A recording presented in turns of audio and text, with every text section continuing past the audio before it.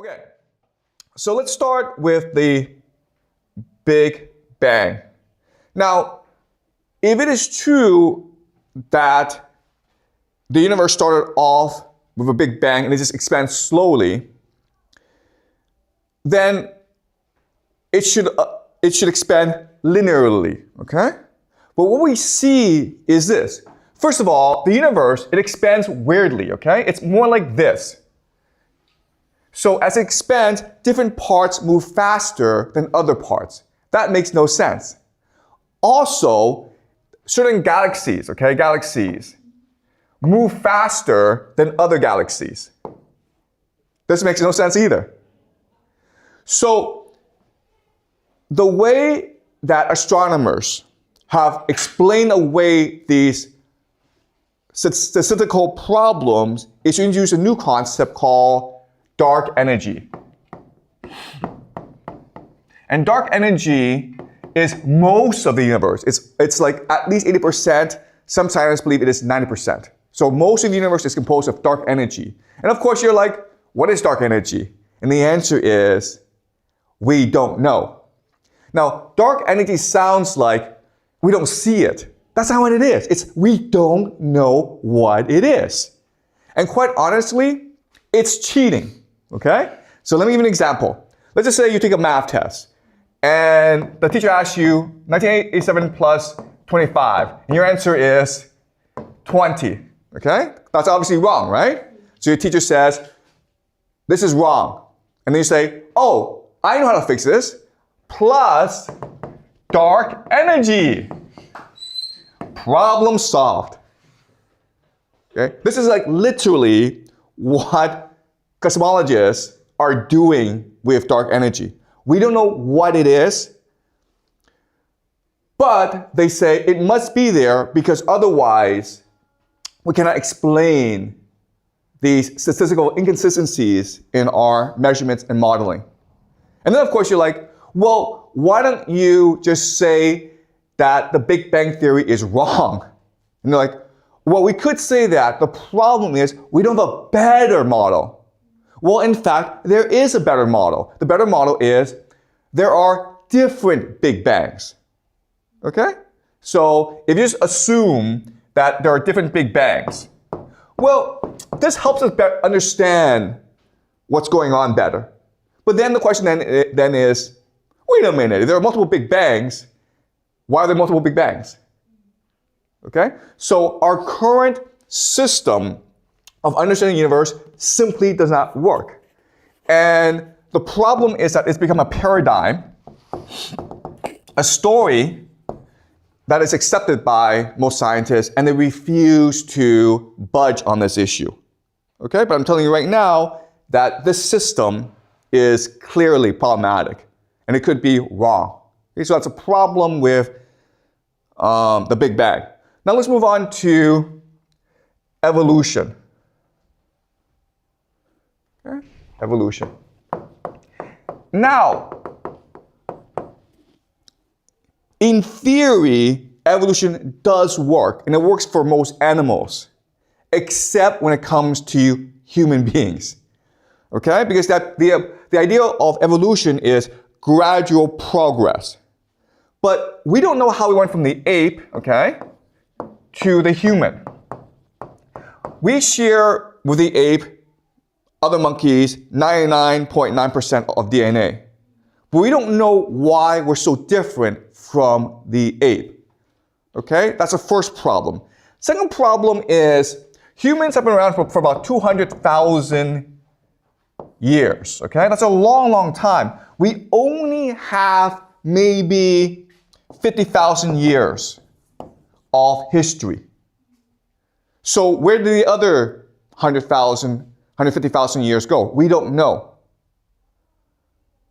Okay? So this is also another huge problem with the theory of evolution. The third problem is, according to evolution, there should be many different types of human beings. But in fact, there's only one, Homo sapiens. Now what scientists will tell you is, well, before there were different species, the Neanderthal, the Cro-Magnon, and then gradually Homo sapiens took them over.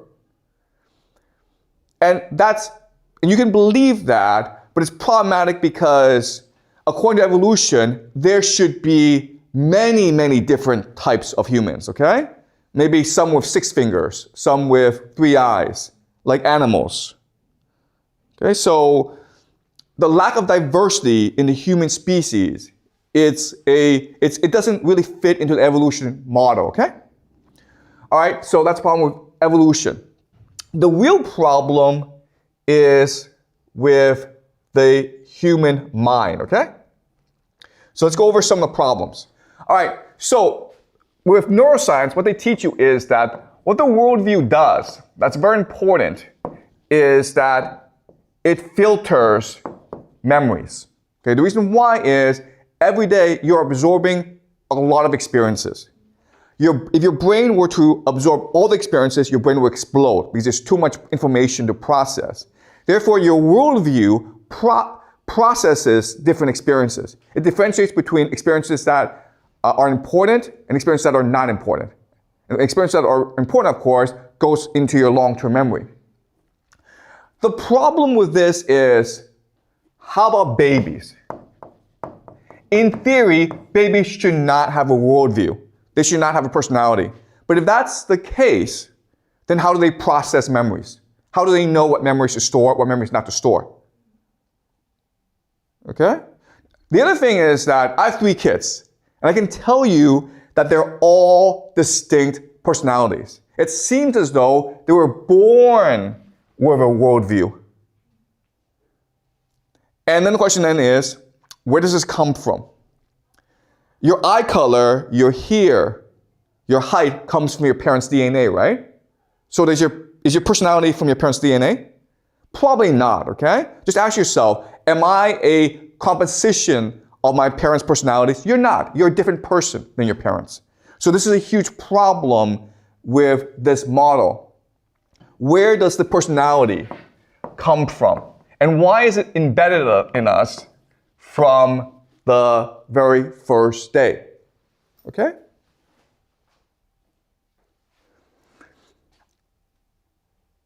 What's more problematic is how we think. Consciousness. We do not have currently a model for how we think. In fact, if you study neuroscience, you will find there are a lot of gaping holes in our understanding of the brain. For example, we do not know where the brain stores memory. That's very unusual because a memory is a building block of everything. But we don't know in the brain where it is stored. Yeah? Isn't that hippocampus? Excuse me? Isn't that hippocampus where the memories are stored? No. The hippocampus? Yeah. No, it's not. We don't know where it's stored. There are certain things that we know where it's stored. For example, we know where maybe language is stored. We know where faces are stored, okay? So maybe the faces are stored in the hippocampus. But we don't know where memory is stored, okay? So what we say is the entire brain stores memories. But that's another saying we don't know where it's stored, all right? So the other thing is that our current model of the brain, it's like a city, okay? Think of the brain as a city. And what makes the brain work are the roads, or what we call the synapses. When they hit each other, it creates electricity. And that's where we think that how thought is generated. Okay? But this is problematic because we think a lot. Okay? So let me give you an example of this to clarify. Now, in science class, you're taught the scientific method.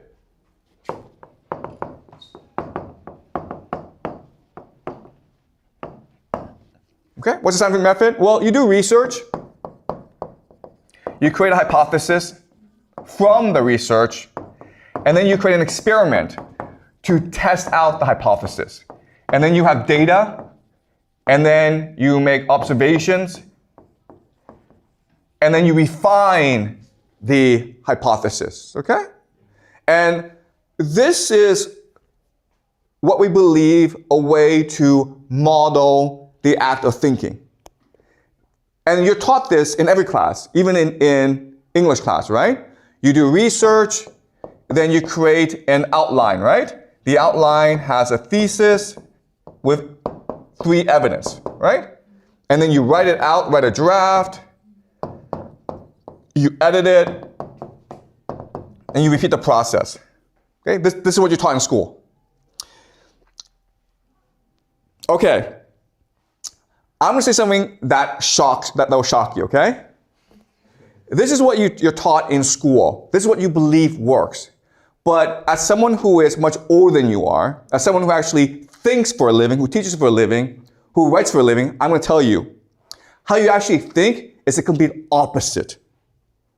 Okay? So what happens is you actually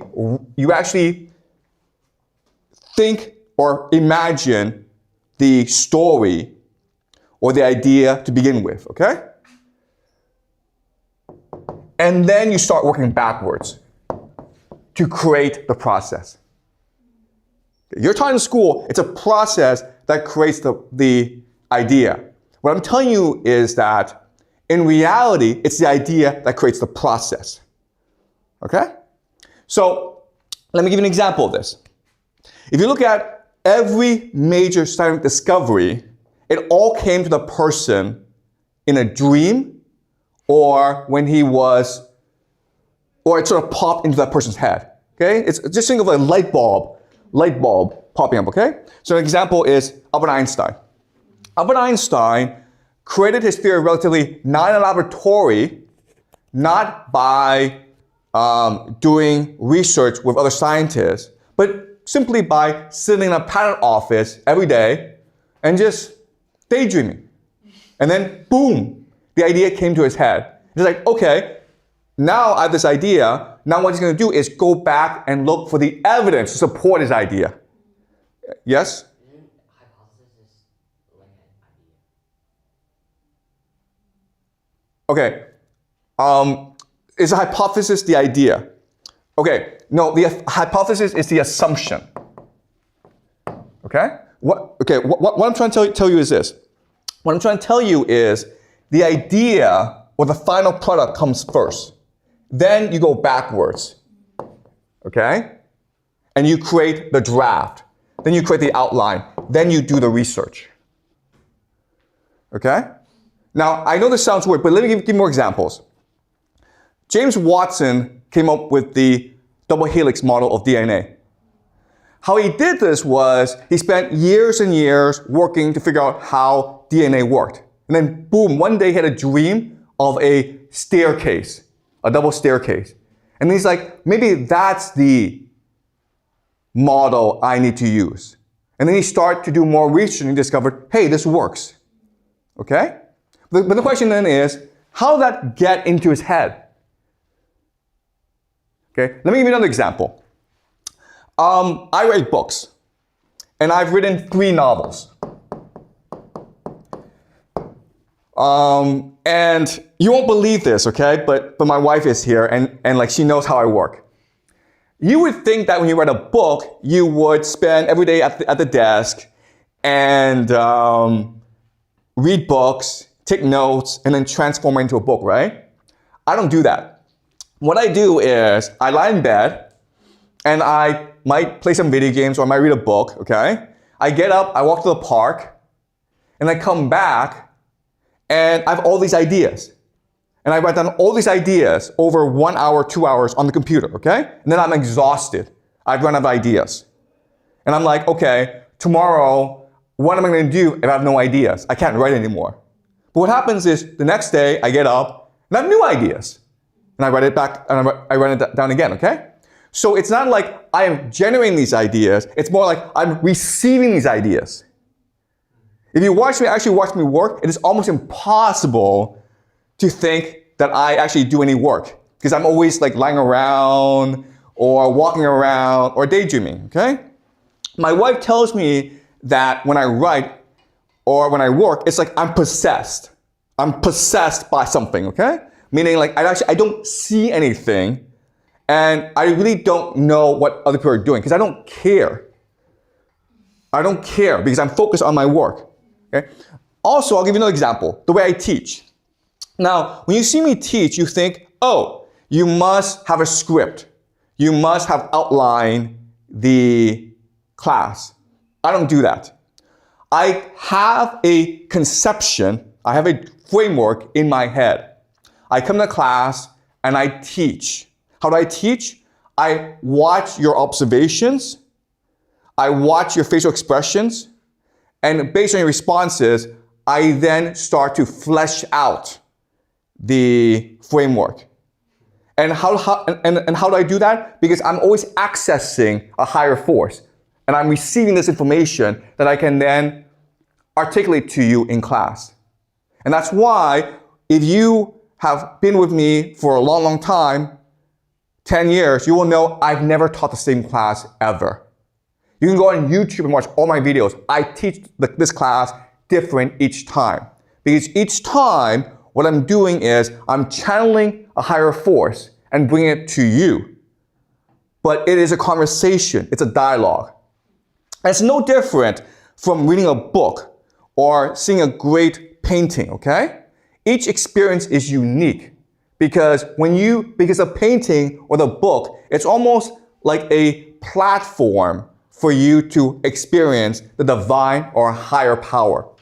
Okay? When you read a great book, that's literally what you feel. You feel as though you are in conversation with the universe.